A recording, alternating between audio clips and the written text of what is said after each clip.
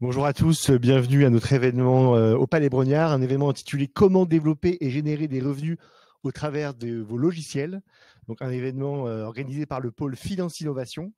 Le pôle Finance Innovation, c'est le cluster de la finance digitale et de la fintech. C'est un cluster qui rassemble 600 membres, 400 startups de moins de 50 salariés, 60 ETI, donc des grosses fintechs qui ont grossi, une vingtaine de membres académiques et 120 grands groupes, donc dans la banque, l'assurance, la gestion d'actifs. On a 7 verticales, donc banque, assurance, gestion d'actifs, immobilier, finance durable, DeFi, gestion et finance d'entreprise. Je crois que j'ai tout dit. On a des groupes de travail, on a des comités de labellisation, on a toute une grosse activité autour de l'innovation dans la finance digitale et la fintech. On fait aussi beaucoup d'événements. Là, en ce moment, c'est les vacances de Pâques, mais on n'arrête pas. On a donc aujourd'hui cet événement sur développer et générer des revenus au travers de vos logiciels. On a la semaine prochaine un événement sur la volatilité dans la crypto, le mardi 22 avril. On a un événement le 24 avril sur comment embaucher des apprentis dans la tech. Malgré la loi de finances qui a un peu durci les conditions, il y a encore des bonnes possibilités pour embaucher des apprentis dans la tech. Donc bienvenue aussi la semaine prochaine sur ces sujets-là. Et on a un gros événement à l'Opéra Garnier le 30 avril. Je me trompe de date. Le 30 avril, donc vous y êtes tous les bienvenus. Donc pas au Palais Brognard, mais à l'Opéra Garnier.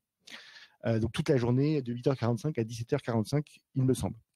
Voilà, je vais laisser la parole maintenant à Michel Moulinet de F Initiative qui a organisé cet événement. Juste pour vous dire qu'on va vous parler aujourd'hui, donc généralement de comment générer des revenus à travers vos logiciels et en particulier de l'IP Box, un dispositif qui est en réalité assez peu connu, assez peu utilisé et qui mériterait justement d'être mieux connu, mieux utilisé pour permettre aux entreprises de croître. Donc je laisse la parole à Michel qui va vous expliquer tout ça. Merci Michel. Bien, bonjour à tous. Merci Max pour l'introduction. Donc comme c'était évoqué, on va aborder l'enjeu du développement et de la génération de revenus au travers des logiciels. Alors pour ça, j'ai le plaisir, et je me joindrai à eux par la suite, puisqu'on a un collaborateur qui a un peu de retard, mais qui va prendre le relais sur l'animation et les questions avec nos différents intervenants. J'ai le plaisir d'accueillir plusieurs structures, plusieurs intervenants pour aborder ce sujet des revenus issus des logiciels. Il faut savoir que chaque personne présente apporte une brique ou un élément intéressant dans cette logique que l'on va vous présenter. En premier lieu, je vais démarrer par la droite, on a les personnes de BPI France. Merci Alexis, merci Sandra. Donc BPI France, qui est anciennement Oseo, anciennement Envar, donc la banque publique d'investissement créée en 2012, plus de 3000 collaborateurs, 50 implantations sur le territoire. Du coup, Alexis, Sandra, je vous passe juste le micro pour vous présenter en 2 minutes. Bonjour, je suis Sandra Sinayoun, chargée chef de projet DIAG stratégie de propriété intellectuelle et donc je vous présenterai plus en détail ce DIAG dans la présentation. Et bonjour à tous, donc je suis Alexis Boissière, responsable développement, accompagnement, innovation. Et donc moi, à la différence de Sandra, je suis plutôt orienté sur les diagnostics innovation, puisqu'il y a plusieurs métiers chez BPI France. Il y a l'innovation, il y a l'accompagnement, il y a le financement investissement. Sandra est plutôt côté accompagnement, moi plutôt innovation. Mais il y a des passerelles et on vous expliquera un peu les différences. Voilà. Juste avant de passer la parole à Marc, donc sujet de stratégie autour des logiciels, de la propriété intellectuelle pour justement avoir cette optique de générer des revenus. Donc on a un sujet propriété intellectuelle aussi avec aujourd'hui l'intervention de Regimbaud, donc de Marc Leviel qui est associé gérant au sein du cabinet. Oui.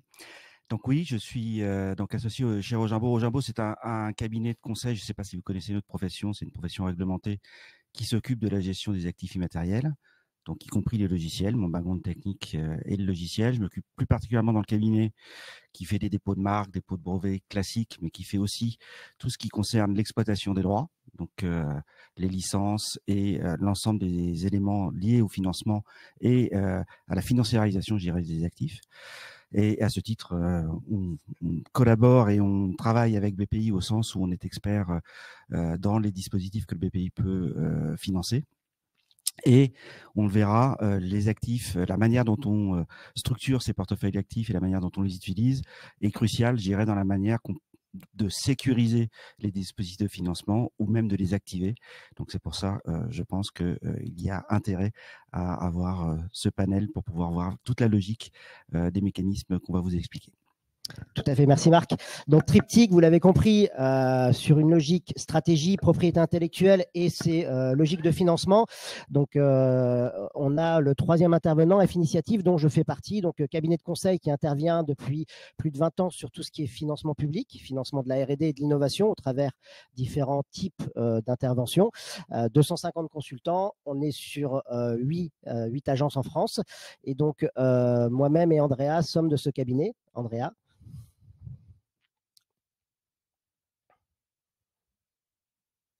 Bonjour à tous. Donc moi je suis Andrea Obispo, je suis responsable du département IP-Box donc au sein du cabinet F Initiative et donc je me charge avec mon équipe de la mise en place de ce dispositif fiscal que je vais vous présenter lors de la présentation. Donc auprès de nos clients, on est une équipe dédiée, on travaille uniquement sur ce dispositif fiscal, donc on a une bonne expertise sur ce sujet.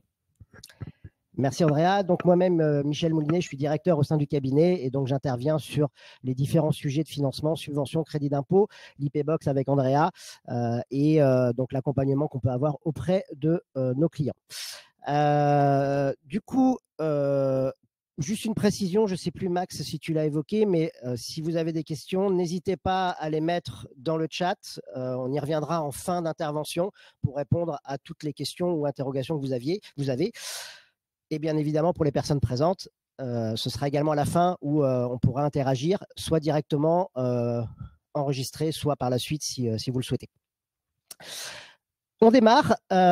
Donc, premier volet, ce qui est important, et je pense qu'on l'a évoqué, quand on parle de logiciel, on a un premier sujet. Et ce qu'on va vous dérouler, c'est dans une optique de financement. Donc, la logique veut qu'on aille chercher des financements et qu'on soit du coup préparé dans les éléments clés pour obtenir les financements au bon moment. Quand on parle de ces sujets de financement, et c'est un peu ma partie introductive pour le faire depuis plus de 25 ans, on passe ou on peut passer à côté d'opportunités. Je vois certaines personnes qui sourient.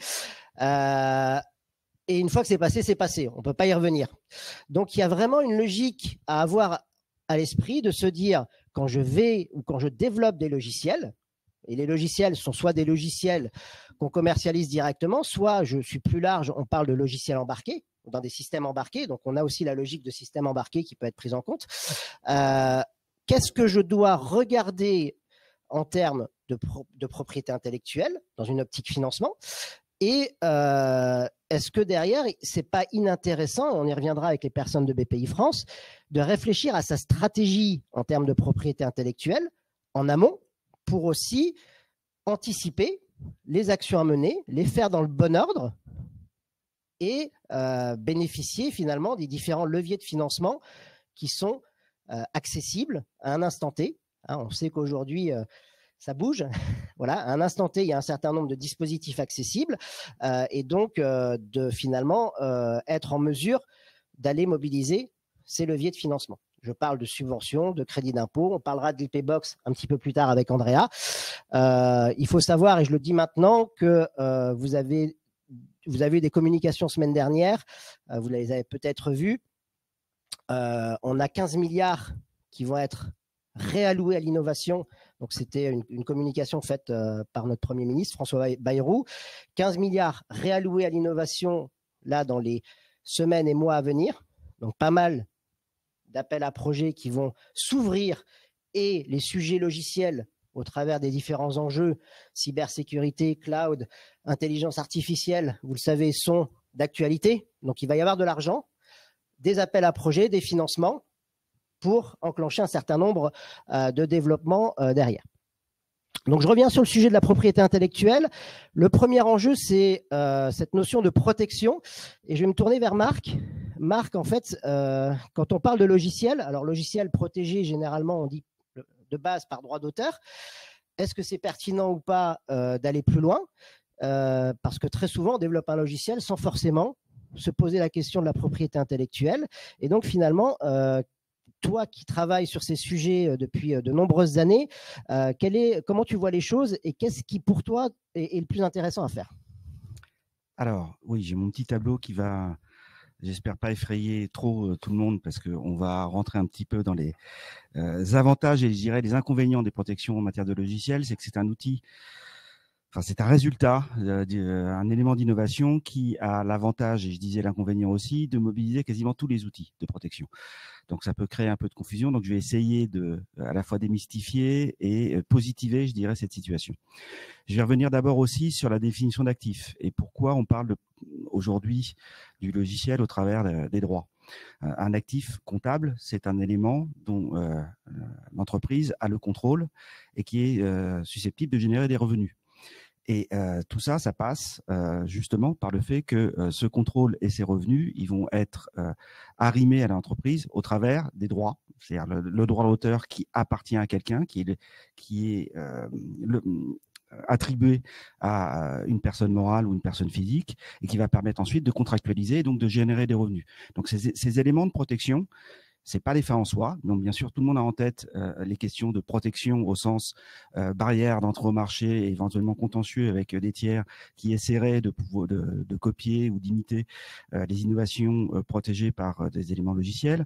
Mais c'était aussi une manière de contrôler ces actifs, donc de créer du patrimoine et ensuite d'avoir des outils d'exploitation qui permettent de générer des revenus, de flécher des revenus. Et on va le voir ensuite, la manière dont on flèche les revenus va avoir des fortes conséquences sur la manière dont ces revenus pourront être fiscalisés. Donc, cette panoplie de droits attachés au logiciel, elle est importante parce que finalement, c'est multifactoriel en termes de conséquences. Alors, comme je disais, c'est un outil, le résultat d'innovation type logiciel, il a cette particularité de, on l'a dit, être protégé par le droit d'auteur, ab initio. Ça, c'est une volonté de l'industrie logicielle dans les années 80-90, quand on s'est posé la question de la protection, d'avoir quelque chose de simple à mettre en œuvre au niveau international. Il se trouve que le droit d'auteur était à l'époque quelque chose dans lequel on a fait un peu rentrer de force le logiciel, qui c'était mon sujet de mémoire quand j'étais étudiant, était qualifié d'œuvre littéraire, ce qui pouvait poser quelques questions et aux juristes et au bon sens. Mais voilà, le logiciel est une œuvre littéraire protégée par le droit d'auteur, ce qui permet d'avoir sans formalité, parce que le droit d'auteur, il n'y a pas de formalité. Dès le début de la création, vous êtes protégé, et avec des conventions internationales qui existent, qui vous protègent dans quasiment tous les pays. Donc ça, c'est ce que cherchaient les éditeurs, de pouvoir poursuivre en contrefaçon aisément sur cette matière-là. Mais le problème du logiciel, justement, le droit d'auteur, je veux dire, c'est que l'absence de formalisme fait qu'on n'a pas forcément dans ces process tout ce qui est identification des codes, prise de date pour bien marquer qu'on est titulaire. Donc, on a plein de contentieux qui tiennent à la titularité du code, qui n'a pas forcément été formalisé, etc. Donc, c'est un élément pratique sur certains plans, mais qui a aussi ses inconvénients. Et puis ensuite, le plus gros inconvénient du droit d'auteur, c'est que le droit d'auteur protège la forme. C'est-à-dire qu'un logiciel redéveloppé, c'est pour ça qu'on a des PC compatibles, c'est qu'à un moment donné, IBM était propriétaire du firmware de ses ordinateurs, mais on a redéveloppé un firmware compatible indépendamment et qui avait une autre forme que le firmware IBM, et on a créé des ordinateurs compatibles avec les OS PC. Donc la protection par la forme, elle est aussi plus facilement contournable que d'autres protections. C'est pourquoi on utilise aussi en matière de logiciel. Alors, il y a une culture qui n'est pas forcément très répandue. On a longtemps aussi débattu de la possibilité de protéger le logiciel par le brevet. C'est possible et on le fait tous les jours. C'est pas forcément dans les habitudes dans tous les secteurs d'activité, mais c'est possible. Donc, dans l'exemple que j'ai pris là d'un coffre-fort numérique pour de la crypto, il y a bien entendu des éléments logiciels et les sociétés qui font ce genre de produits ont des brevets sur les logiciels mis en œuvre par tout ça. Donc, je rentre pas dans le détail, on contourne un petit peu les règles, mais bien entendu, c'est des protections brevets qui ont toutes les caractéristiques de la protection de brevet, donc qui sont plus larges, puisque là, c'est le principe de l'innovation qui est protégée, c'est pas sa forme de mise en œuvre. Donc, le fait de mettre en œuvre les mêmes principes, les mêmes procédés d'une autre manière ne vous fait pas échapper à la protection qui a pu être prise par un tiers antérieurement. Donc ça, c'est un élément qui peut être plus, j'allais dire, solide en termes de protection. On a par ailleurs des protections particulières sur les noms de domaine. Je vais passer rapidement, mais ça peut faire passer peut faire partie de la chaîne de valeur et être très important en fonction des business models. En accessoire aux marques, on peut passer à la slide suivante pour continuer un petit peu l'inventaire. Donc, je donnais l'exemple du brevet, et là j'ai donné un brevet. Il y a les exemples du droit d'auteur sur le code. Alors, ce que je voulais dire aussi, oui, sur le droit d'auteur, j'ai parlé de l'aspect code en premier, mais il y a aussi les aspects interface qui sont souvent oubliés, qui peuvent faire l'objet à la fois de protection par le droit d'auteur et le dessin et modèle. Et là aussi, dans un certain nombre de business models, les interfaces. Alors, pensez à un contentieux qui a un petit peu fait parler de lui entre Samsung et Apple au tout début des iPhones. Tout le monde parlait du contentieux entre eux sur les brevets sur l'iPhone. En fait, c'était pas les brevets. C'était un problème de traduction que les journalistes n'avaient pas compris. C'était des patent design. C'était en fait l'interface de l'iPhone qui était en jeu. Et la bataille, c'était sur le fait que vous avez maintenant sur tous les téléphones, les smartphones, des petits carrés qui servent d'icônes pour lancer des applications. Et Apple a essayé de se garantir le monopole là-dessus parce que c'était leurs premières interfaces. Ils essayaient de démontrer que c'était pas évident d'avoir designé une interface de ce type, ce que Samsung contestait en disant que c'était tout à fait naturel et il n'y avait rien de nouveau. Donc il y a eu un gros débat. Le spécialiste de propriété intellectuelle considère qu'Apple avait un peu raison quand même, parce qu'il y avait d'autres exemples d'interface, mais les tribunaux ont décidé autrement, et ce qui fait qu'aujourd'hui, ça s'est un peu répandu et que c'est un peu la règle. Mais voilà, ces questions d'interface, ça peut être des enjeux clés dans la captation d'une clientèle et dans le fait de la conserver. Parce que pourquoi on a du mal à changer de téléphone? Parce qu'on n'aime pas changer d'interface. Donc ça peut être un élément assez clé. Les bases de données, sur la forme aussi, donc droit d'auteur qui s'applique, mais sur le contenu, il y a un droit sui generis sur les bases de données qui protège le contenu des bases. Donc là, c'est tout l'enjeu de la data. Je pense que c'est pas la peine d'en parler très longtemps.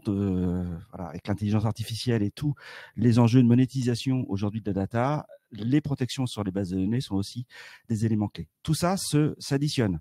Vous pouvez avoir un logiciel protégé à la fois sur le point de vue du design, de la base de données, du droit d'auteur sur le code, un brevet ou plusieurs sur les procédés mis en œuvre.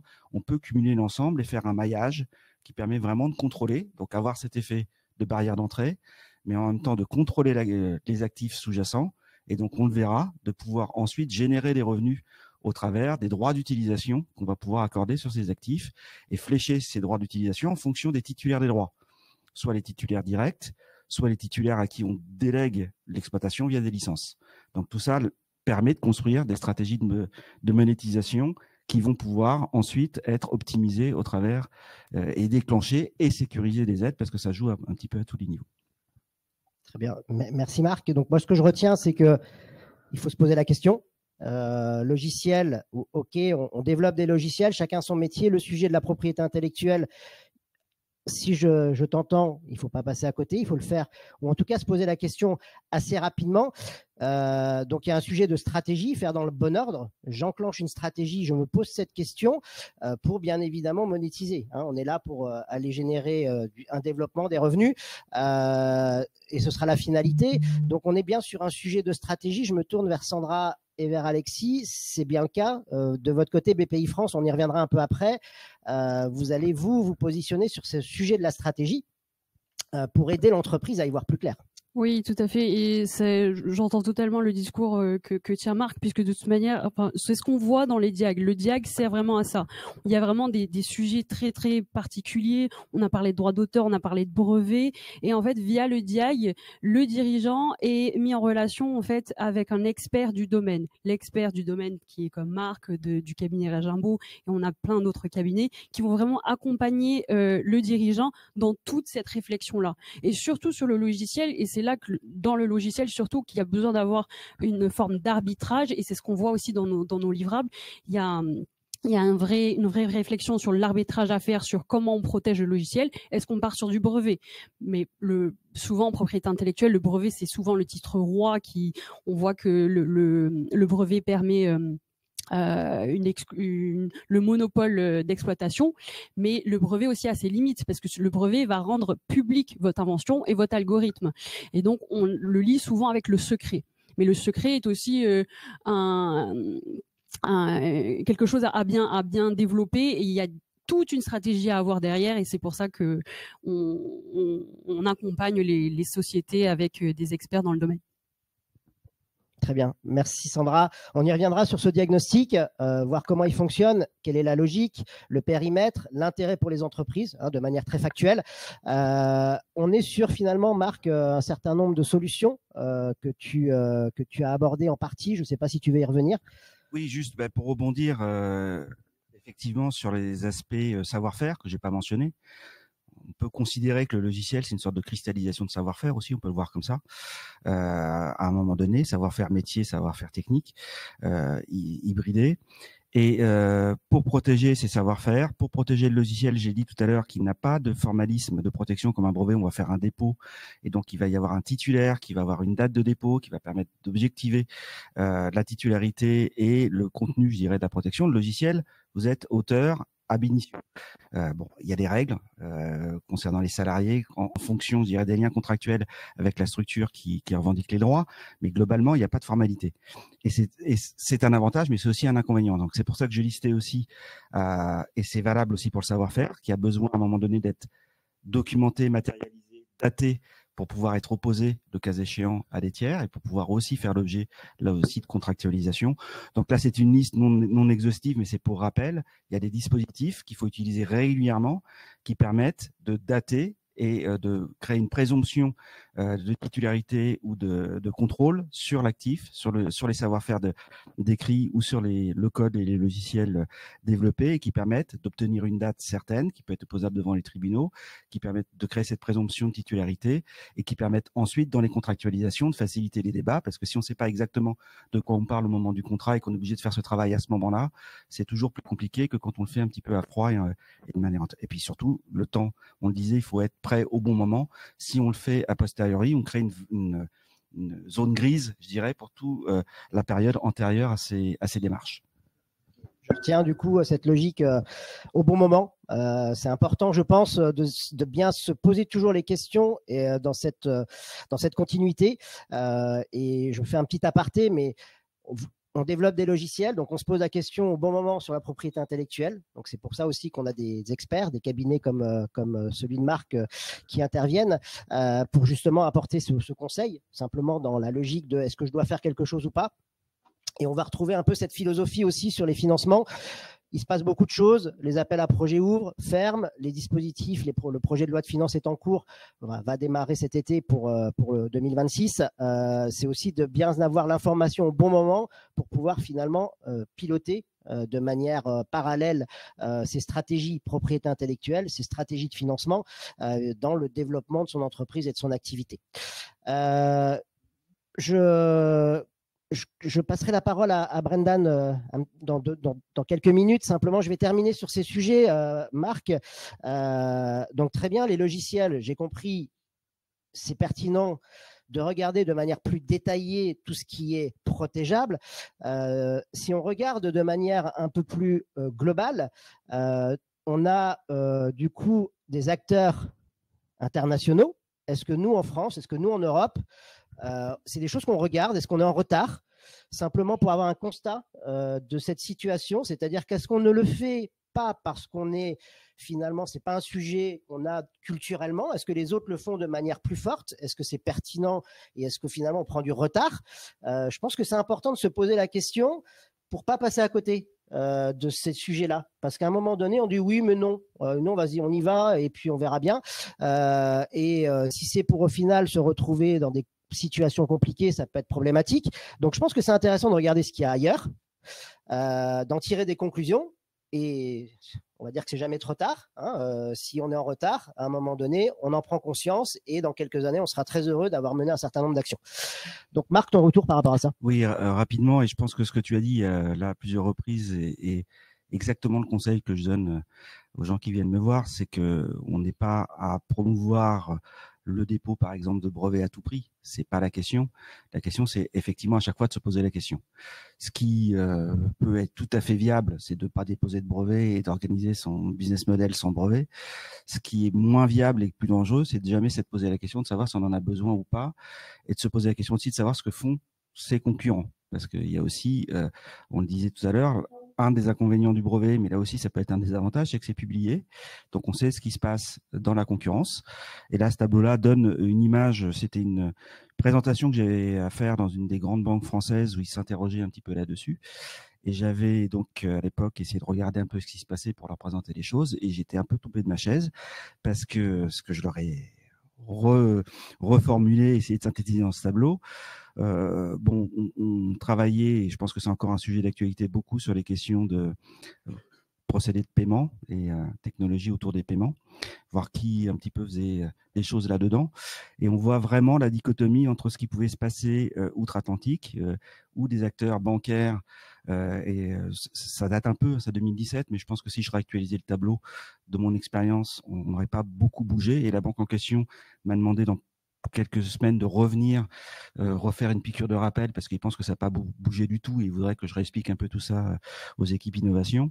Donc je pense qu'on en est à peu près encore à ce niveau-là. C'est-à-dire que la question, je dirais, qu'il faut se poser, c'est pourquoi Bank of America dépose 1500 brevets là où d'autres acteurs français ou européens comme Deutsche Bank en déposent 3. Est-ce que les Américains se trompent complètement et dépensent beaucoup d'argent à des choses complètement inutiles, ou est-ce qu'ils ont une vision un petit peu du marché et de l'utilité de ces outils qu'on n'a peut-être pas encore ici? Je préempte pas la réponse. Ma crainte et mon expérience vis-à-vis de mes interlocuteurs, c'est que souvent la question n'est pas posée jusqu'au bout, et c'est lié beaucoup par le fait que justement c'est des industries qui, du point de vue innovation, sont intensivement sur le logiciel, que du point de vue de la protection, a priori, ils se disent, il y a le droit d'auteur et on est équipé. Pourquoi aller plus loin et à quoi ça sert? Et de ne pas activer un certain nombre d'outils, et notamment après tout ce qu'on va voir aussi, ou des financements qui en découlent, qui pourraient, de ce point de vue-là, optimiser un petit peu la situation. Donc voilà, il y a une situation très contrastée et une culture qui est un petit peu, je vais dire, dans le déni par rapport à ces questions-là. Ok, donc on voit en tout cas un constat, c'est que les autres ne font pas forcément comme nous. Est-ce qu'ils ont raison, est-ce qu'ils ont tort? À un moment donné, l'expérience que tu peux avoir peut apporter des éléments intéressants dans l'analyse, et les acteurs concernés, donc tous ceux qui sont sur ces sujets informatiques logiciels, je pense que la question est posée, de se dire est-ce qu'on fait quelque chose ou pas. Après, on décide, mais au moins de se poser la question et de le faire, ou de ne pas le faire, mais d'assumer et d'avancer. On l'avait sur la partie donc plutôt acteur, tu l'as évoqué de manière plus globale. Voilà, à toi de nous dire. Dans le même ordre d'idée, ça c'est une enquête plus récente, mais ça marque un peu le même diagnostic. C'est que là, la question qui était posée, c'est de savoir si, en termes de brevets et secteur par secteur, les responsables propriété intellectuelle d'entreprises considéraient qu'ils avaient le nombre de brevets et la structure de portefeuille parfaite par rapport à leurs besoins, je dirais, à leur stratégie. Ceux qui considéraient qu'ils en avaient trop et qui pouvaient un petit peu lever le pied et éventuellement alléger et les budgets et les tailles de portefeuille, et ceux qui considéraient qu'ils n'en avaient pas assez. Et là, ce qui est frappant et qui est cohérent, je dirais, avec le diagnostic que j'essayais de porter juste avant, c'est que c'est dans le domaine logiciel qu'on voit que, je dirais, les questions sont les plus fortes et que on peut considérer, que les responsables peuvent considérer qu'ils ne sont pas assez équipés en termes de protection ou d'outils de propriété intellectuelle par rapport à leur stratégie, ou que la question, c'est le petit morceau orange. Il peut y avoir par secteur des secteurs surprotégés et d'autres qui ne le sont pas assez, mais en tout cas qui a un tuning qui n'est pas encore optimal par rapport à d'autres secteurs qui considèrent, où il y a un peu plus de vert, que tout ça est bien équilibré. Donc voilà, ça manifeste qu'en matière logicielle, c'est peut-être lié à ce que j'ai dit au départ, effectivement, de la richesse des outils et du fait que les stratégies sont peut-être un petit peu plus délicates à mettre en œuvre, qu'on a cette protection a priori par droit d'auteur. Voilà, il y a, à mon avis, encore un travail de maturité par rapport à tout ça, et que les dispositifs de financement peuvent aider, peuvent catalyser, je dirais, pour qu'on puisse mettre en œuvre ces choses-là avec des objectifs peut-être plus précis au travers de ce que ça peut déclencher en financement. Si je peux compléter, justement, j'avais fait une petite étude en amont pour notre présentation et j'avais regardé sur 2024 en termes de diag les sociétés dans le logiciel qui avaient déposé des diag et donc une demande d'accompagnement sur ces sujets-là. Et on est à 15%. Donc 15%, ça fait quand même pas assez parce que, comme je le disais au départ, c'est vraiment dans les logiciels que le sujet de la propriété intellectuelle est vraiment important à prendre en compte parce qu'il y a des vrais sujets d'arbitrage à faire. Donc, je pense que notre présentation aujourd'hui, elle est là pour aussi parler de la propriété intellectuelle et ça vaut vraiment le coup de le prendre en main, ce sujet. Donc, on a le constat. Merci Sandra. Du coup, on a ce constat. Je pense que c'est important de l'avoir en tête. Le sujet, et on l'a évoqué, c'est une approche qui finalement peut être vertueuse, ou en tout cas, on se pose la question. Et donc, on est sur finalement comment le mettre en œuvre, hein, si tant est qu'on se dise très bien, pour avancer concrètement, qu'est-ce qu'on fait, donc quelle stratégie on peut avoir pour justement être plus clair sur cette logique de propriété intellectuelle et ensuite financement. Mais je pense que le premier volet, c'est déjà y voir plus clair, donc la logique stratégique, et c'est là où, et je l'évoquais en début de session, BPI France se positionne. Donc BPI France qui apporte pas uniquement une logique d'accompagnement sur la propriété intellectuelle, mais va pouvoir aussi, de manière plus large, avoir un certain nombre de logiques d'accompagnement sous forme de ce qu'on appelle des diagnostics pour les entreprises, pour les aider sur un certain nombre de sujets. Donc je vais passer la parole à Alexis. En même temps, je vais aussi passer la parole à Brendan parce que c'était lui qui normalement allait animer cette table ronde. Donc j'en profite pour lui passer le micro. Je vais m'installer, je répondrai à ces questions tout à l'heure. Du coup, Alexis, les diagnostics côté BPI France, comment ça se positionne et quelle est la logique que vous avez ? Oui, alors donc du coup, les diagnostics, ce sont des prestations d'accompagnement et de conseil qui complètent les dispositifs de financement qu'on connaît très bien. Et l'idée, en fait, c'est de se dire qu'aujourd'hui, le métier du conseil reste très éloigné des sujets pour les startups ou les PME qui n'ont peu de budget à allouer pour se faire accompagner par des experts dans leur domaine. Donc, l'idée de BPI France sur l'accompagnement et notamment les diagnostics, c'est de subventionner en fait une partie de l'accompagnement, généralement 50%, qui est subventionné pour permettre aux entreprises et aux dirigeants de se faire accompagner. Ce qui est aussi intéressant, c'est de voir que l'État est présent dans ces diagnostics, puisque l'État est bailleur bien souvent de nos diagnostics. Et donc, nous, on va agir comme opérateur des fonds, notamment dans le cadre de France 2030, où l'État va nous donner une commande, typiquement développer l'écosystème Deep Tech. Et donc, on va vouloir développer un produit d'accompagnement conseil qui est dédié à ça, par exemple. Donc voilà, et donc là, je vous ai remis un peu les 4 gros piliers des diagnostics accompagnement innovation. Donc, toujours réalisé par un expert externe, parce que à l'accompagnement, on a aussi des métiers, et c'est ça le distinguo qu'il faut faire, où on a aussi des conseils internes qui sont dédiés aussi à l'accompagnement, mais les diagnostics innovation, c'est toujours réalisé par des experts externes. Le montant des prestations est encadré et pris en charge par BPI France, donc 50%, voire 80%. Et d'ailleurs, le diagnostic stratégie pays est pris en charge à 80%. Et c'est l'un des seuls, avec le diagnostic amorçage industriel, mais je vais le présenter rapidement, qui est aussi pris en charge à 80%. Cahier des charges encadré, nous rédigeons les cahiers des charges. Et bien sûr, après, l'accompagnement est dédié aux entreprises innovantes la plupart du temps, de la start-up à l'ETI, même si on remarque très bien que l'ETI représente à peu près 1% des accompagnements qui sont réalisés de notre côté. Voilà. Merci Alexis. Tu l'as dit, à peu près tout le monde du coup peut être concerné. Est-ce qu'on observe une typologie d'entreprise aujourd'hui qui va être le plus accompagnée par ce diagnostic ? Oui, alors la typologie, c'est un peu, on va dire, évident, puisqu'on parle de diagnostic innovation. Donc, ça va être les startups, puisqu'aussi, on a cherché à mettre en place des accompagnements qui sont aussi dédiés aux startups. Donc, c'est toujours préfléché pour les startups. Mais on va aussi retrouver les PME, et d'ailleurs de plus en plus, qui en fait étaient éloignés de ces sujets, faute de connaissance aussi des dispositifs existants, et qui de plus en plus, on le remarque, et d'ailleurs dans le Strat Pays, où si je ne me trompe pas, il y a 25% de PME qui sont accompagnées aujourd'hui. Donc voilà, chaque année, ça gagne du terrain. Et donc nous aussi, on est vigilants à ouvrir la cible et toujours permettre aux PME de se brancher sur les diagnostics. Ok, merci. Tu l'as dit, ça intervient du coup en finançant une partie d'une prestation. Concrètement, comment ça se passe? On s'adresse à son chargé d'affaires BPI, on a un lien sur Internet? Oui, c'est ça. Alors, la façon, alors on a des sites, on a un site, un mini-site qui s'appelle Diagino. Vous pouvez aller voir et en fait, vous aurez tout un panel de Diagino disponible et vous pouvez faire la demande en ligne directement ou vous pouvez passer par votre chargé d'affaires innovation.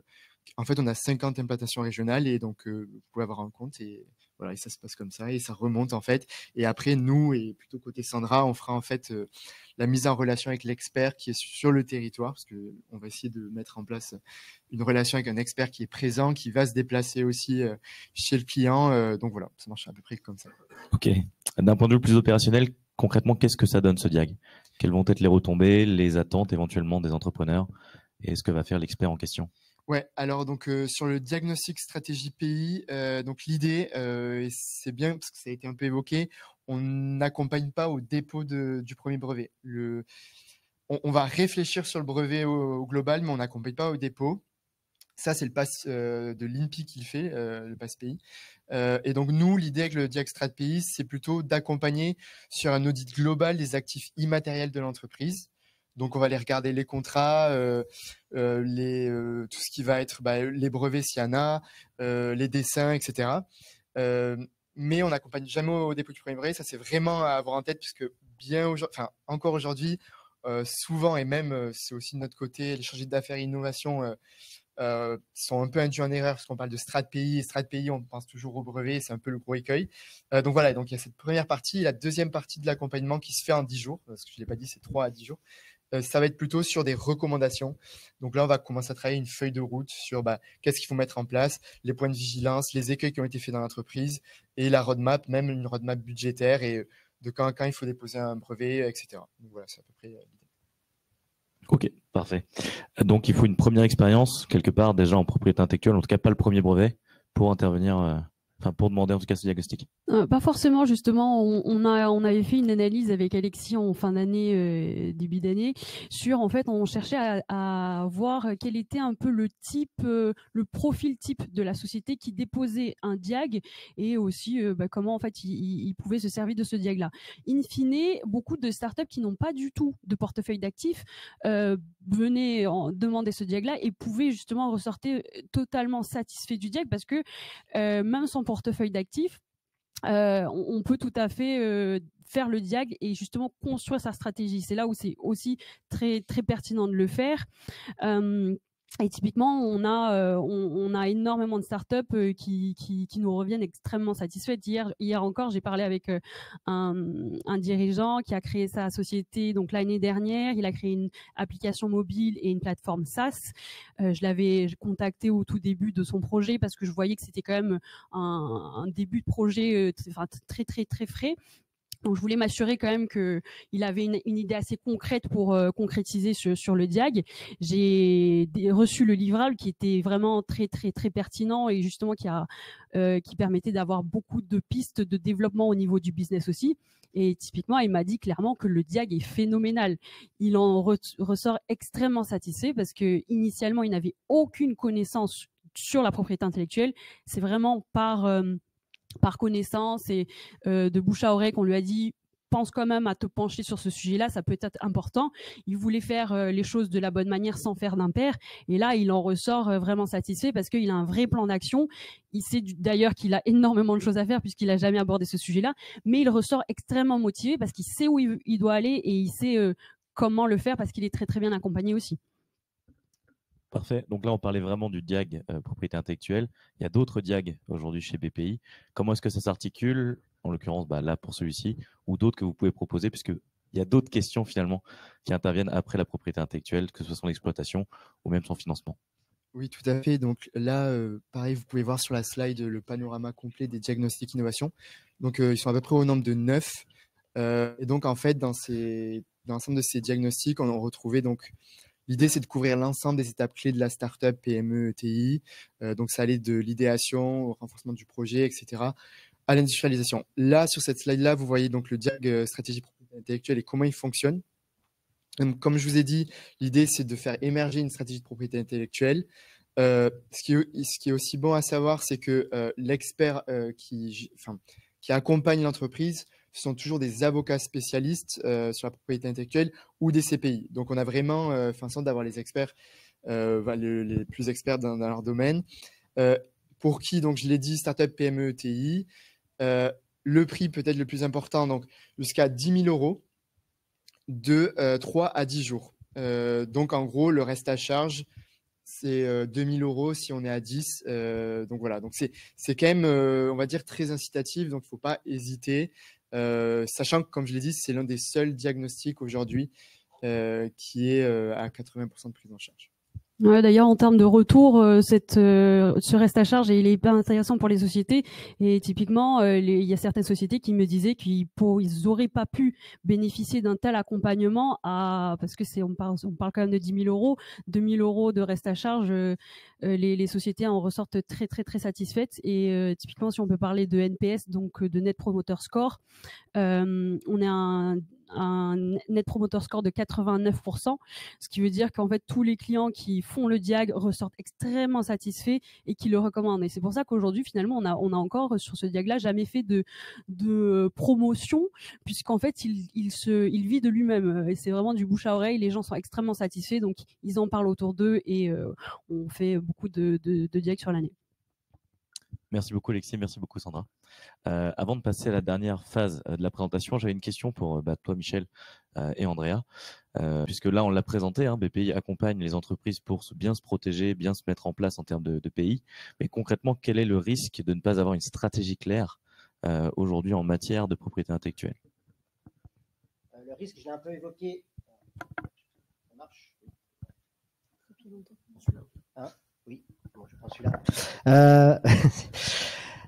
Non, le risque de ne pas avoir cette stratégie de propriété intellectuelle, il a été un peu évoqué tout à l'heure, c'est-à-dire que on va avoir, si on passe sur peut-être les slides, la première slide, tu peux encore aller sur la suivante.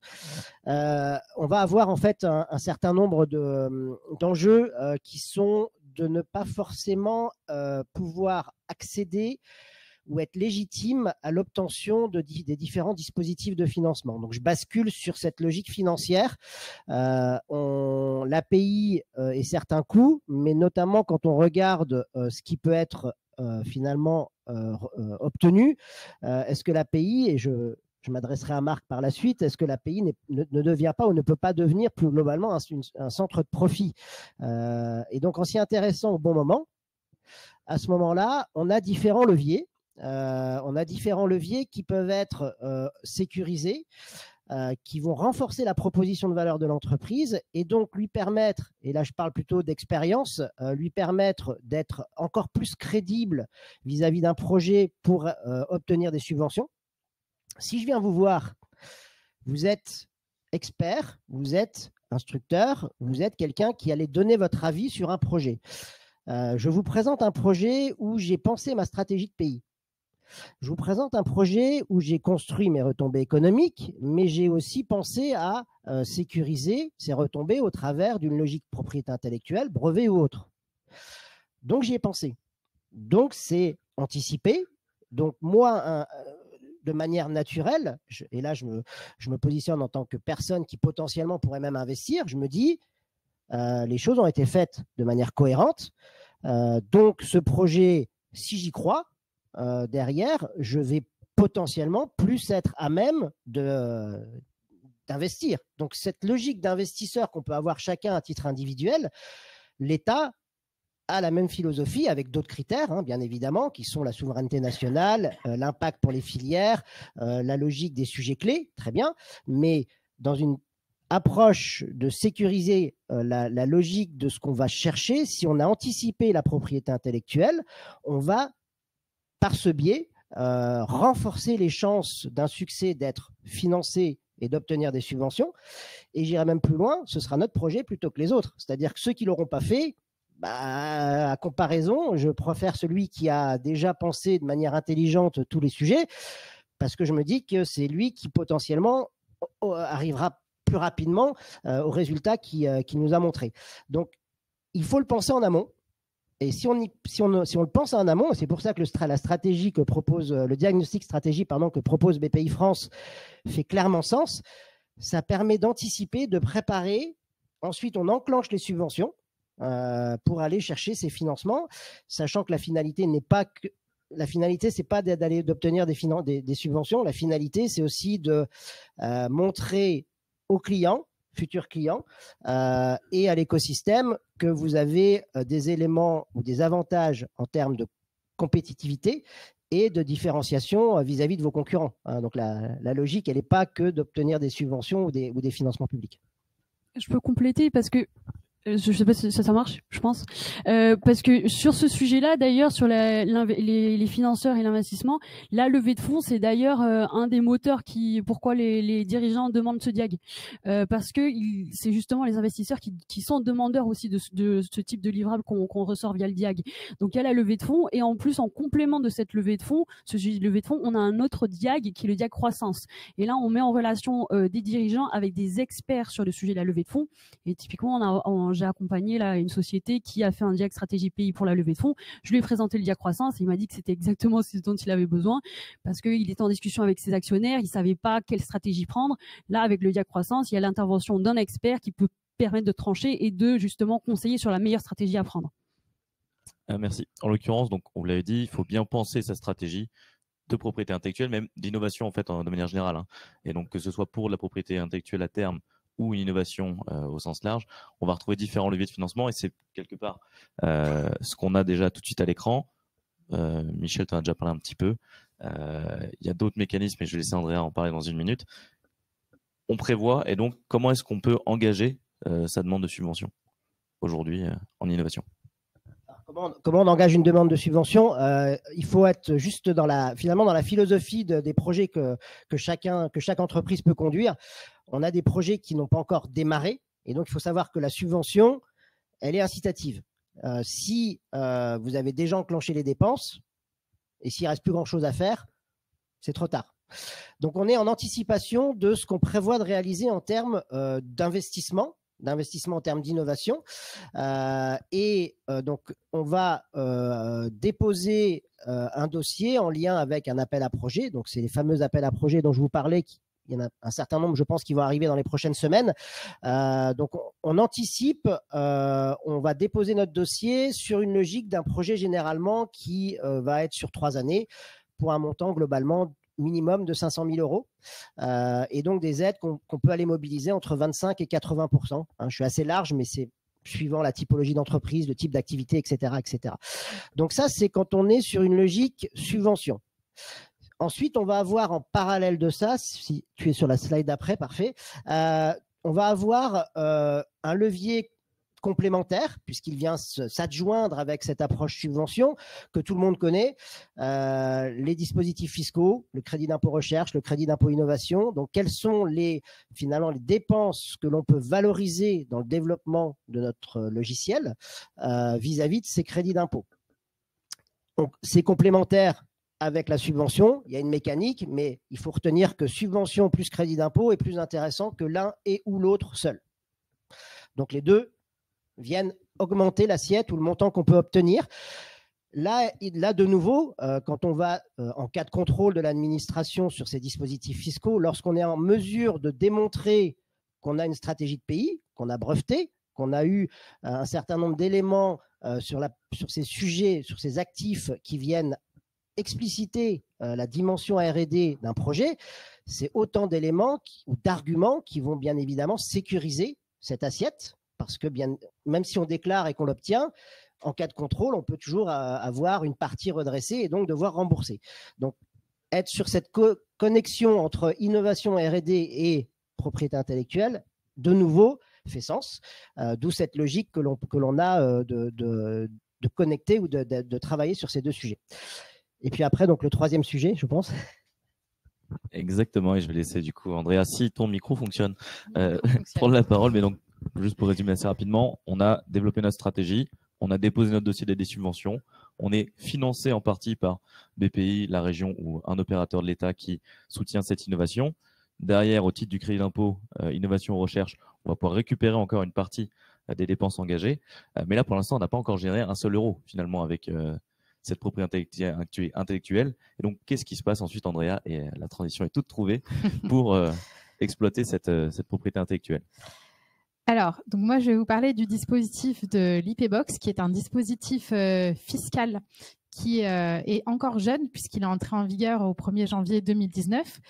Et donc, à quoi sert-il? Donc, c'est une mesure fiscale qui permet de bénéficier d'un taux réduit d'imposition sur les revenus tirés de la propriété intellectuelle. Donc, c'est-à-dire que si vous avez développé un logiciel ou un brevet et que vous le commercialisez, eh bien, vous allez pouvoir bénéficier d'un taux réduit d'imposition sur les revenus qui sont générés. Donc, on parle d'un taux réduit d'imposition de 10% en lieu et place du taux d'imposition de droit commun de 25% sur les entreprises aujourd'hui pour l'exercice 2025 en France. Et donc, on parle quand même d'une économie d'impôt de 15% sur votre résultat fiscal. Donc, en fonction du résultat fiscal, ça peut être une économie importante et qui vous donne droit immédiatement en fait à de la trésorerie, puisque c'est de l'argent que vous ne versez pas. Donc, j'ai pas fini sur la d'avant.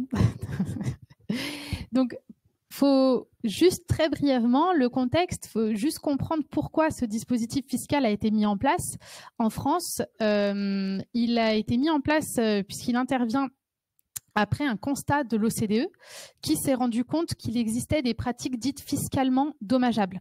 Donc notamment en France, mais dans de nombreux autres pays. Et en fait, ces pratiques-là, elles menaient du coup à développer ces actifs de propriété intellectuelle, donc brevets, logiciels, par exemple dans le pays d'origine, donc mettons la France, a bénéficié des crédits d'impôt que vous avez vus juste avant, donc crédit impôt recherche, crédit impôt innovation, lors du développement. Et une fois que ces actifs étaient générés, donc une fois que les logiciels par exemple existaient, ils étaient transférés à l'étranger dans un objectif purement d'optimisation fiscale et de bénéficier du coup de très peu d'impôts sur les revenus qui étaient générés. Et donc c'est pour contrer notamment cet important transfert d'actifs qui avait lieu et qui était très dommageable pour les pays qui avaient soutenu le développement de ces actifs. Donc, ce dispositif a été mis en place. Et donc, l'IPbox vise clairement à remédier à cette problématique et à récompenser en fait les sociétés qui corrèlent les investissements de R&D qu'elles ont faits et les revenus que les actifs génèrent. Voilà. Donc, il y a évidemment des conditions pour la mise en place de ce dispositif qui est complexe. Donc, je ne vais pas rentrer dans le détail des différents calculs, mais au moins, vous avez une vue synthétique des critères d'éligibilité au dispositif. Donc, tous les actifs de propriété intellectuelle ne sont pas éligibles. On parle uniquement ici de brevets, de logiciels protégés par le droit d'auteur et des certificats d'obtention végétale. Mais bon, ça, c'est pas le sujet d'aujourd'hui, mais je l'ai mis pour votre connaissance. Donc, ici, là, on parle principalement de brevets et de logiciels protégés par le droit d'auteur. Donc, il faut que ces actifs génèrent des revenus. Donc, on parle de revenus de cession d'actifs. Donc, c'était typiquement, vous vendez votre logiciel, vous vendez votre brevet, vous n'êtes plus titulaire. Donc, les revenus qui sont générés par cette cession peuvent entrer dans le champ d'éligibilité de valorisation d'IPbox, et les revenus qu'on retrouve le plus souvent en réalité, qui sont les revenus de concession de licence. Et donc, en fait, c'est quand vous octroyez un droit d'utilisation sur votre logiciel, par exemple. Donc, vous avez votre logiciel, vous l'avez développé, vous le commercialisez, et bien l'utilisateur, vous lui octroyez un droit d'utilisation qui s'appelle concession de licence, et ces revenus-là sont valorisés au titre de l'IPbox. Il faut enfin, comme j'ai dit tout à l'heure et que j'ai expliqué du coup le contexte de la mise en place de ce dispositif, il faut enfin que ces actifs, les actifs générés, aient fait l'objet de projets de R&D lors de leur création et de leur développement, puisque l'IPbox vient justement récompenser aussi du coup les sociétés qui ont fait des efforts de développement sur leurs actifs immatériels. Donc, il ne s'agit pas d'un crédit d'impôt, contrairement du coup à ce qu'on a vu juste avant, mais vraiment d'une réduction du taux d'impôt. C'est pour ça que c'est important quand même que la société soit bénéficiaire pour que ça soit pertinent. Je précise également que c'est cumulable avec le crédit d'impôt recherche, le crédit d'impôt d'innovation, etc. Donc, ça n'exclut pas la possibilité de bénéficier aux différents crédits d'impôt en parallèle. Alors, tu l'as dit, il faut prouver la véracité de la R&D, donc comme on pourrait l'avoir pour un crédit d'impôt, mais est-ce qu'il y a d'autres enjeux, notamment juridiques ou contractuels? Et je vais te laisser avec Marc répondre, parce que je pense que ça va être complètement complémentaire. Donc oui, en effet, hein, vous l'avez vu, on vient chercher des revenus particuliers, donc des revenus soit de cession, soit de concession de licence. Et là, justement, on se réunit avec la stratégie contractuelle qui est importante d'adopter. Oui, donc ça recoupe ce que je disais tout à l'heure. Encore une fois, on ne fait pas des actifs pour faire des actifs, on fait des actifs pour les exploiter. Et c'est les schémas contractuels ensuite qui vont pouvoir flécher les revenus et qui vont permettre justement de pouvoir déclencher ces dispositifs. Ça illustre ce que j'essayais de dire en introduction. Donc là, en l'occurrence, pour les logiciels, on va parler effectivement de licences qu'il va falloir. Alors, dans les modèles économiques, on voit souvent, il y a pas forcément d'arbitrage très réfléchi entre ce qu'on va facturer en maintenance, en licence, en prestation, etc. Là, ça va devenir un enjeu et il s'agira de monétiser à la juste hauteur la partie licence, ni trop peu, parce que d'un point de vue commercial, on préfère vendre de la prestation que de vendre de la licence. Là, l'enjeu n'est pas tout à fait le même, ni trop, parce que là, à un moment donné, il faut quand même justifier les prix de licence, parce que derrière, il peut y avoir des enjeux fiscaux dès lors qu'on va enclencher les dispositifs. Donc là, il y a une gestion à faire. Une chose que tu diras peut-être après, mais que je vais peut-être dire maintenant, c'est que ça marche aussi en intragroupe.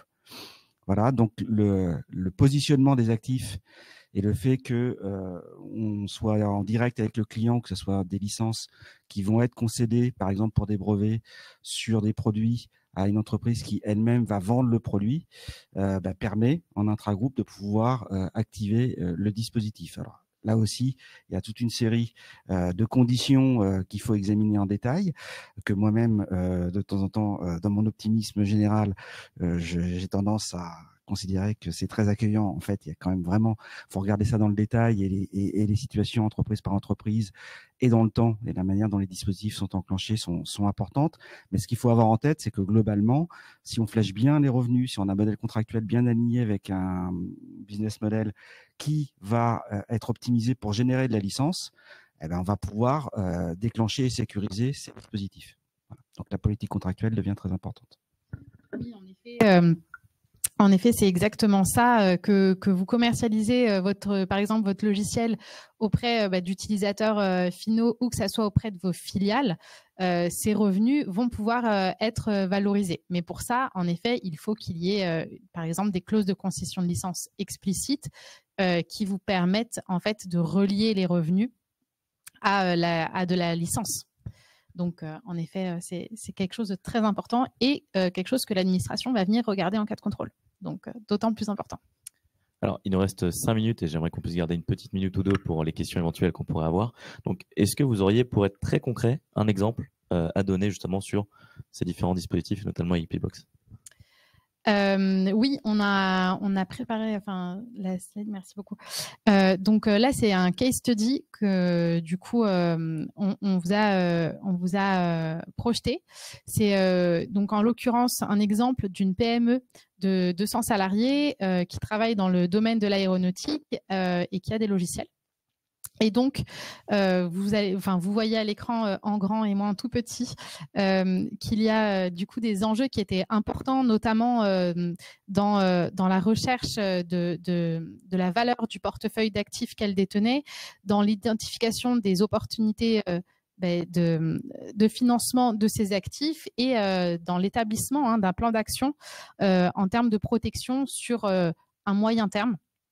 Et donc, tout ça, c'était des sujets qui étaient très importants pour la société, sur lesquels il a été travaillé et répondu, et qui ont permis de la rendre lauréate d'une subvention de quand même 1 200 000 €.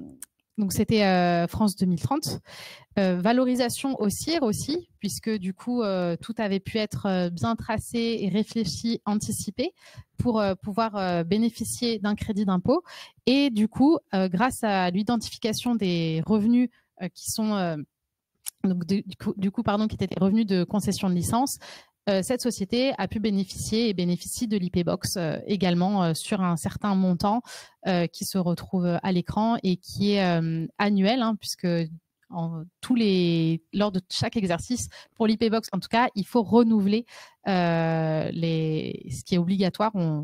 Voilà, c'est quelque chose qui doit être mis à jour annuellement. Et donc, en tant qu'il y a un résultat fiscal positif, un bénéfice peut en être tiré. Voilà. Merci Andrea. Juste avant de passer aux éventuelles questions, on l'a vu, il y a énormément finalement de leviers qu'on peut actionner. Il faut s'y prendre à l'avance. Quel serait, quelque part individuellement, votre meilleur conseil à donner aux personnes présentes ou qui nous regardent aujourd'hui? Je dirais que le DIAC stratégie de propriété intellectuelle s'adresse vraiment à tout le monde, à toute société, peu importe le niveau de maturité sur le sujet de la propriété intellectuelle. Si vous ne vous êtes pas encore posé cette question-là, le DIAG est un parfait moyen de mettre le pied à l'étrier.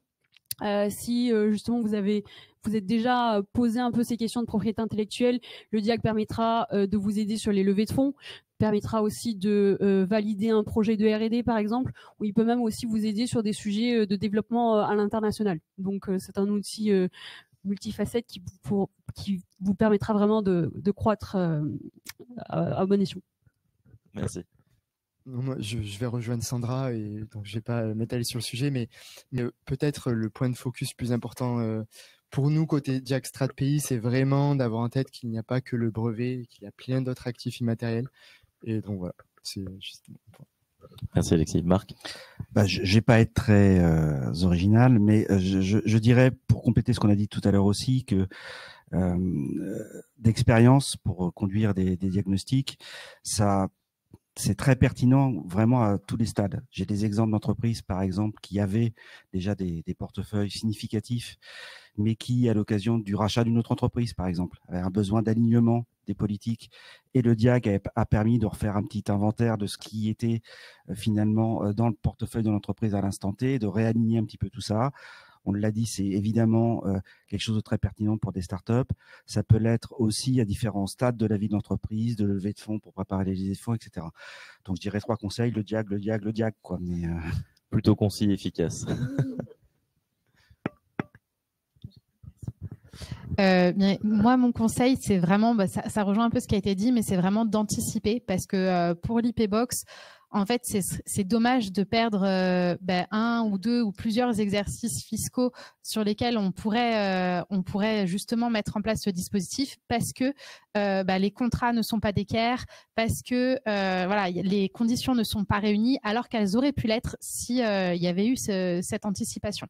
Donc, ce qui participe aussi du coup à la stratégie de propriété intellectuelle qui peut prendre en tout cas ça en compte et mettre dès le départ du coup cocher toutes les cases qui permettront à terme de pouvoir bénéficier de ce dispositif fiscal qui est très avantageux. Et Michel? Oui, pour terminer, du coup, je pense tout a été quasi dit. Moi simplement, je dirais, posez-vous la question. Ne le faites pas tout seul, dans le sens où aller chercher l'information, c'est pas toujours simple.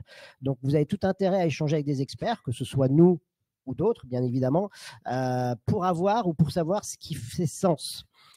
Et ensuite, vous décidez de le faire seul, vous vous faites accompagner. Mais pour le coup, c'est vraiment de se poser la question à n'importe quelle étape de développement de votre projet. Il n'a pas démarré, il est en cours, c'est déjà actif avec des revenus. Concrètement, qu'est-ce qu'il est possible de faire et d'avoir l'information. Ensuite, dans la mise en œuvre, c'est de voir comment vous voulez le faire. Mais pour le coup, ne pas passer à côté de ces informations ou de ces opportunités qui viennent accélérer aussi votre développement. Donc, le mot de la fin, finalement, faites-vous entourer correctement. Et puis, on a de très bons exemples aujourd'hui de personnes qui peuvent vous accompagner. Est-ce que vous avez des questions, justement, puisqu'on a la chance d'avoir du monde aujourd'hui avec nous?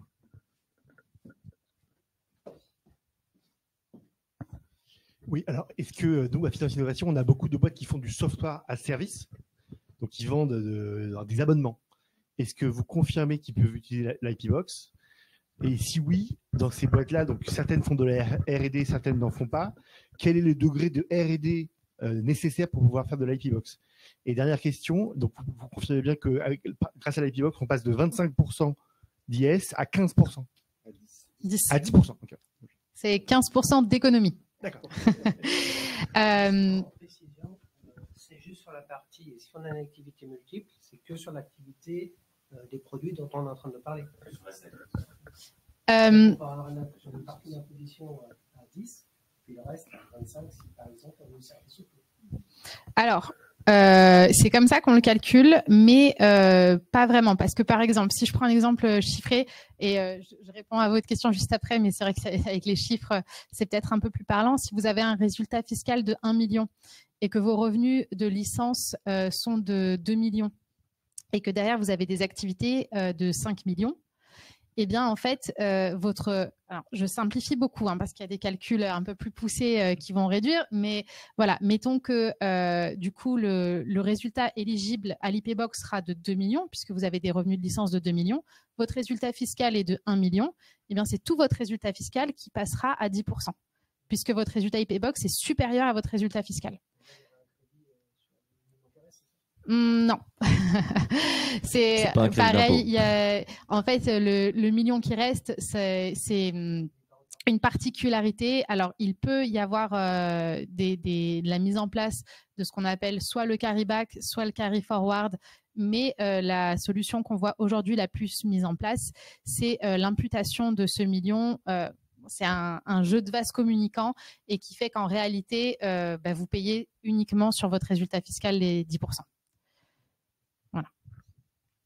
Concernant la question sur les software as a service, donc abonnement SaaS qu'on connaît aujourd'hui, ils sont en effet éligibles sur la partie licence. Donc là-dessus, justement, quand on se retrouve dans ce cas de figure, il est important de pouvoir identifier le revenu dans l'abonnement qui correspond uniquement à la partie licence, puisque les autres prestations qui sont incluses dans l'abonnement, on peut penser au SAV, hotline, maintenance corrective, etc. Il peut y avoir plein d'autres types de revenus qui sont inclus dans l'abonnement et qu'il faut retrancher.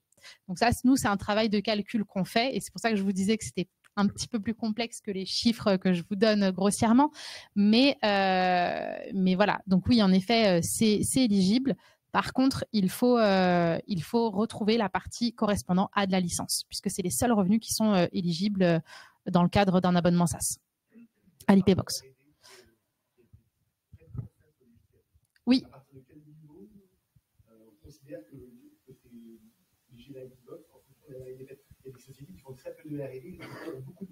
D'accord.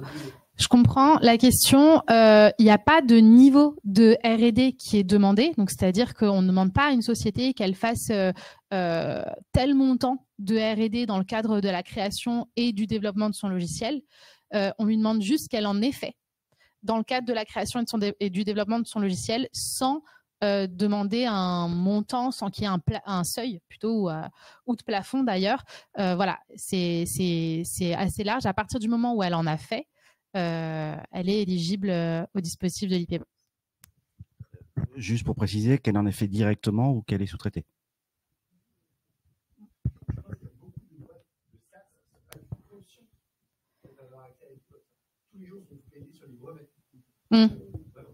Non, mais c'est un dispositif qui n'est pas très ancien encore et je pense que tout le monde n'est pas encore au courant, comme vous le dites. Mais pour le coup, si vous vous posez la question, n'hésitez pas. Hein, on a les contacts de tout le monde pour poser la question.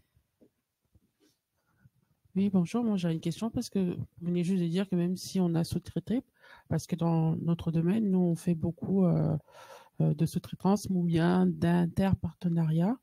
Donc, en fait, quand on peut dire qu'on peut faire un logiciel et ce logiciel peut faire intervenir, je ne sais pas, des domaines de la cybersécurité ou bien de l'intelligence artificielle et que par rapport à ça, on a des notions à un moment donné un peu complexes. Et c'est pour ça que nous, on a du mal aussi à un moment donné d'aller voir des thématiques comme l'IP Box. Est-ce que vous pouvez préciser selon les types de relations contractuelles qu'on peut faire par rapport à d'autres partenaires, comment ça peut s'effectuer.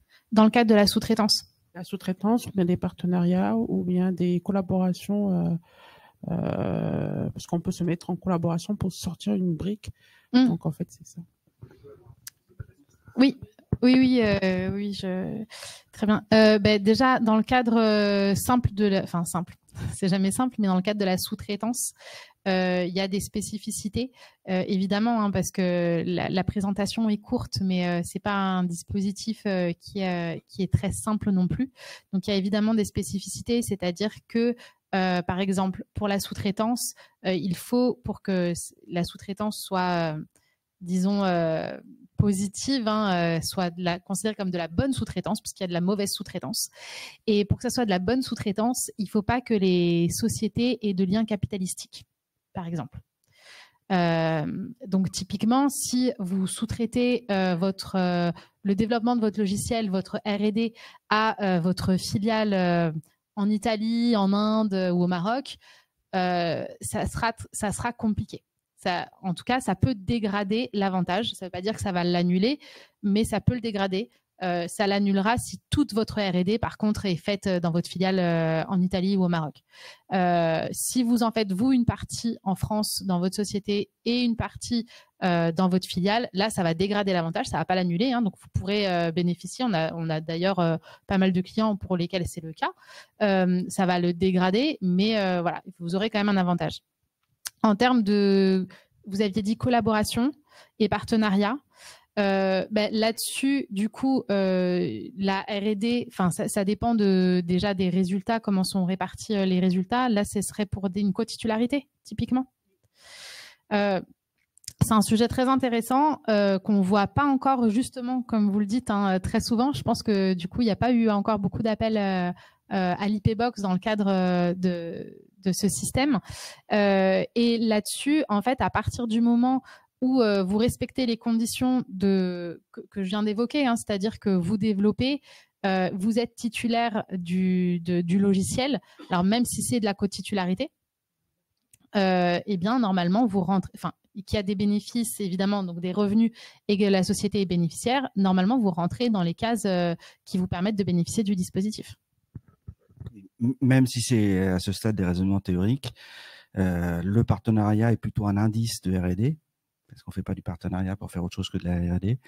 Et comme je disais tout à l'heure, on flèche bien la propriété de l'actif, même si c'est en copropriété, même si c'est une propriété partagée, ça reste un contrôle effectif de l'actif résultat. Voilà, et c'est l'entreprise qui contrôle l'actif, qui l'a financé dans le cadre du partenariat, qui l'exploite. Donc, encore une fois, il faut rentrer dans le détail de chaque cas particulier, mais les cases semblent cochées pour qu'on puisse activer le dispositif dans ces circonstances-là. Est-ce que vous avez d'autres questions ou remarques? On en a en ligne. Allez voir ça.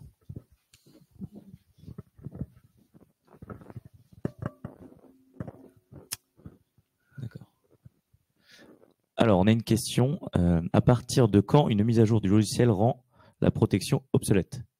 Et doit-on en mettre à jour l'API avec la nouvelle mise à jour des logiciels? Alors, comme je l'ai dit tout à l'heure, on a plusieurs régimes. Donc, chaque régime a un petit peu ses règles. Un brevet, ça dure 20 ans. La protection par le droit d'auteur, c'est 70 ans. Et sur les personnes morales, alors c'est 70 ans de la mort de l'auteur, mais pour les personnes morales, c'est 70 ans de la création, parce qu'une personne morale n'a pas de date de décès officielle, ou bien si elle meurt, ça devient... le logiciel n'a plus de titulaire, donc le problème se pose plus. Et les mises à jour régénèrent plutôt que rendre obsolète la protection, puisqu'on va ajouter de la matière nouvelle qui va être elle-même support de droit d'auteur. Donc ça a plutôt vocation, et c'est la même chose sur les bases de données, où la protection dure tant qu'on alimente la base de données. Tout ça va plutôt prolonger la protection que l'écourter. Voilà. Dessin et modèle, on va être des durées de 10 ans.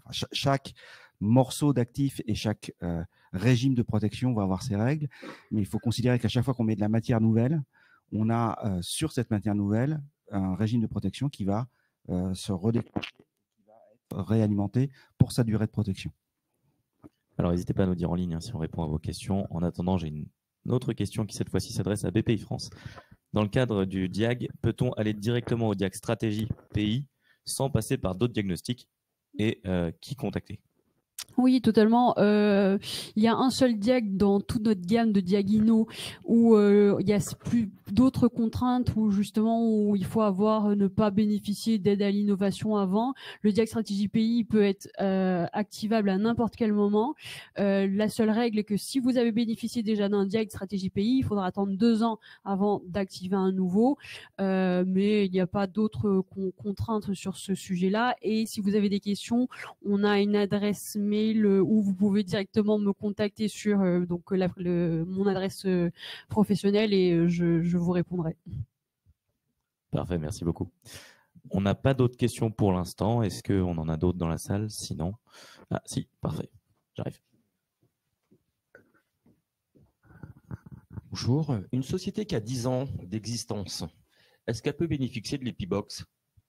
En sachant qu'elle a des brevets, que c'est une startup c'est une scale-up qui est montante. Oui, qu'elle ait 10 ans d'existence, 50 ou 1 an, si elle répond aux critères d'éligibilité dont on a parlé tout à l'heure, il n'y a pas de problème. Merci. Oui, le principe, c'est vraiment, à l'occasion d'une déclaration fiscale, on prend l'option de déclarer un flux dont on demande sur lequel on demande l'application du taux. Donc, on peut le faire à n'importe quel moment. C'est une décision d'opportunité, finalement.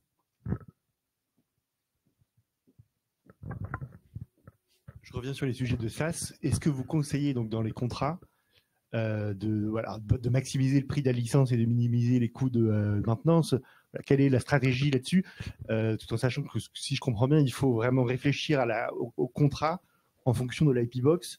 Il y a toute une stratégie. La stratégie, elle est aussi juridique. Je pense que dans les chefs d'entreprise qui sont très tech, et ça ne vient pas forcément à l'esprit qu'il y a le côté juridique qui est hyper important.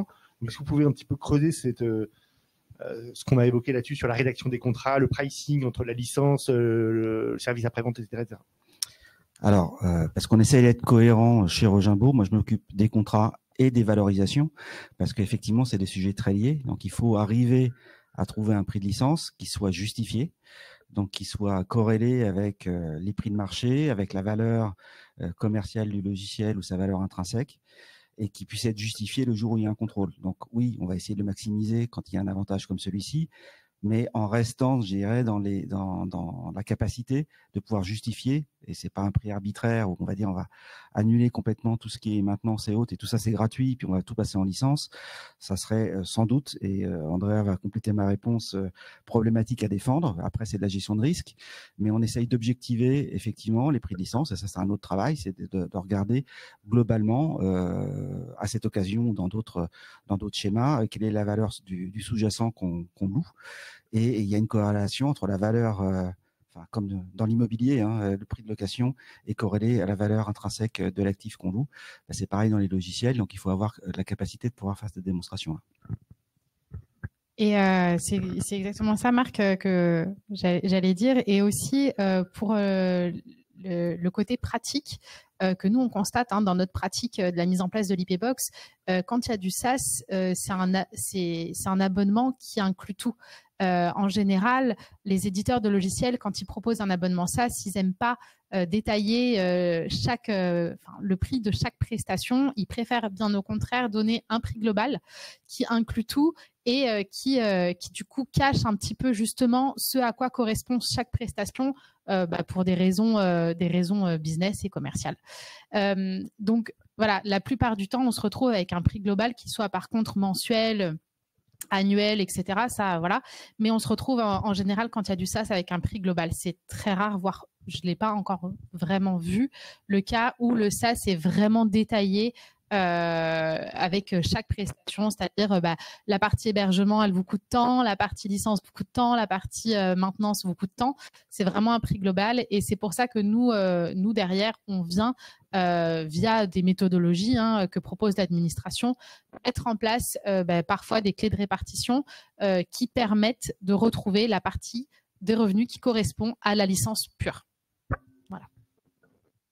Alors, juste, on avait une petite question avant en ligne et j'arrive juste après. Tu peux garder le micro, Andrea, puisque ça s'adresse à toi. Est-ce que l'IP Box requiert la création de l'IP soit faite dans une certaine zone géographique? Est-ce qu'on peut le faire en France, en Europe, ou est-ce qu'on est libre de le faire n'importe où? Alors, il faut que déjà la société française qui perçoit les revenus détienne l'IP. Après, elle peut, comme j'ai dit tout à l'heure, sous-traiter, en effet, tout ou partie du développement de l'IP. La sous-traitance, la seule sous-traitance problématique dans l'IP-Box, c'est la sous-traitance qui est exposée auprès d'entités qui sont liées capitalistiquement avec la société détentrice et qui perçoit les revenus. À partir du moment où il n'y a pas de lien capitalistique, vous avez votre freelance en Suisse, je ne sais pas où, aux États-Unis, là, il n'y a pas de problème. Il n'y a pas de problème, ça ne sera pas un frein et ça sera pris en compte comme je disais tout à l'heure, il y avait des bonnes et des mauvaises dépenses. Là, ça sera une bonne dépense. La problématique vient vraiment du lien capitalistique. Merci beaucoup. Encore une fois, n'hésitez pas à réagir si vous avez une autre question en ligne. Et je vous passe le micro. Oui, j'ai une question un peu technique parce que pour les logiciels SaaS, il y a des fois des particularités par rapport à la maintenance, au sens que dans le cas de la maintenance, étant donné qu'on peut être amené à faire de la R&D puisqu'on a des enjeux de cybersécurité et donc en fait compte, on fait de la maintenance mais en même temps on fait de la R&D. C'est assez difficile à scinder. C'est une difficulté qu'on a quand on doit remplir les formulaires. Donc, je voudrais savoir si on peut argumenter, quand on doit demander notamment l'IP Box, si on peut justifier que, je ne sais pas, si on a eu une attaque et que lors de cette attaque, on a dû développer un nouveau portail ou bien une nouvelle façon de faire la cybersécurité. Est-ce qu'on peut, par rapport à notre balance entre la R&D pure et la R&D réactive, enfin, c'est comme ça que je l'appelle, est-ce qu'on peut argumenter par rapport à l'IP Box par rapport à ça ou pas? Ça dépend en effet du type de R&D, mais pas que le fait qu'elle soit, comme vous l'avez dit, pure. Donc, je pense que vous pensez éventuellement à fondamental. Derrière, préventive, c'était peut-être plus de l'expérimental. Là-dessus, à partir du moment où c'est de la R&D, la vraie R&D que vous effectuez, là-dessus, il y a tout peut être pris en compte. Je sais pas.